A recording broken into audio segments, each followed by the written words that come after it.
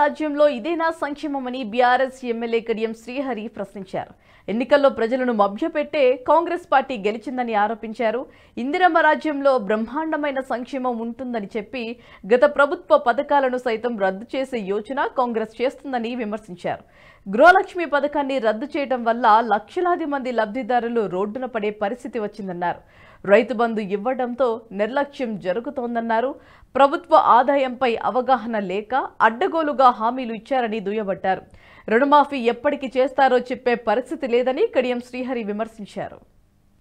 ఇచ్చిన 420 హామీలను నిలబెట్టుకోలేక కాలయాపన చేసే ప్రయత్నాలు జరుగుతున్నాయి. ఆ కాలయాపన ఏ రకంగా జరుగుతున్నది? శ్వేతపత్రాల రూపంలో, జ్యుడిషియల్ ఎంక్వైరీల రూపంలో, ప్రజాపాలన పేరిట దరఖాస్తుల రూపంలో, డేటా ఎంట్రీ రూపంలో, ఫిజికల్ వెరిఫికేషన్ రూపంలో కాలయాపన చేస్తున్నారు. ఎందుకు ఈ కాలయాపన? ఫిబ్రవరిలో లోకసభ ఎన్నికల షెడ్యూల్ వస్తుంది.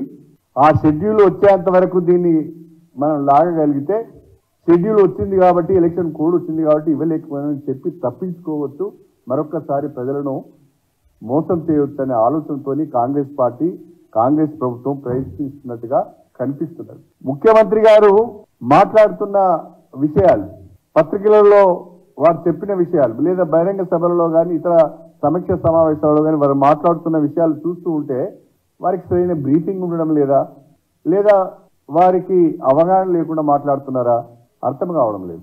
అనేక విషయాలపైన ఒక ప్రకటన ఇస్తున్నారు. ప్రకటన ఇచ్చిన తర్వాత ఒక 2-3 రోజులకు మళ్ళీ దానిపైన సవరణ ఇచ్చే ప్రయత్నం చేస్తున్నారు. ఫార్మాసిటీని రద్దు చేస్తున్నామని ప్రకటించారు. దానితో భూముల ధరలు, ఆ ఫార్మాసిటీ చుట్టూ ఉన్న భూముల ధరలన్నీ గణనీయంగా పడిపోయినాయి. మళ్ళీ ఏ రకమైన ఒత్తిడి వచ్చిందో తెలియదు కానీ ఫార్మాసిటీని రద్దు చేయడం లేదని చెప్పారు. మెట్రో రైల్ అలైన్మెంట్ మార్చుతున్నామని చెప్పారు. అసలు మొత్తమే ఆ అలైన్మెంట్ నే రద్దు చేస్తామని చెప్పారు. మళ్ళీ ఏం జరిగిందో తెలియదు కానీ అదే అలైన్మెంట్ తోని మెట్రో రైల్ వస్తుందని చెప్తున్నారు. ప్రగతి భవన్ ను హాస్పిటల్ గా మారుస్తా అన్నారు, లేకుంటే doctor BR Ambedkar skill development centre గా మారుస్తామన్నారు. కానీ ప్రగతి భవన్ ను ఇవాళ మంత్రులు నివాసంగా మారింది. ముఖ్యమంత్రి గారు నాగ్పూర్ కు వెళ్లి కాంగ్రెస్ పార్టీ ఆవిర్భావ సభలో ఒక మాట మాట్లాడారు. ఈ దేశానికి అదానీ, ప్రధాని అని ఇద్దరు 2 చీడపురుగులు జరిగినాయి. అదానీ పీడ వదిలిపోయింది, ఇక ప్రధాని పీడ వదిలించుకోవాలని ఒక మాట మాట్లాడారు. కానీ హైదరాబాద్కు వచ్చిన తర్వాత అదే అదానికి ముఖ్యమంత్రి గారు రెడ్ కార్పెట్ వచ్చారు. అంటే ముఖ్యమంత్రి గారు మాట్లాడే ఒక విషయం పైన మాట్లాడుతున్నప్పుడు దానికి సంబంధించి సరైన బ్రీఫింగ్ తీసుకొని మాట్లాడాలి. ఈ వీడియో మీకు నచ్చినట్టయితే లైక్ చేయండి, 10 మందికి షేర్ చేయండి. అలాగే కామెంట్ల రూపంలో మీ అభిప్రాయాలను మాతో పంచుకోండి. Nationalist hub group of channels ను సబ్స్క్రైబ్ చేసుకుని తెలుగునాట జాతీయవాద జర్నలిజాన్ని ప్రోత్సహించండి. ఈ వీడియో కింద ఉన్న బెల్ ఐకాన్ పై క్లిక్ చేయడం మర్చిపోవద్దు.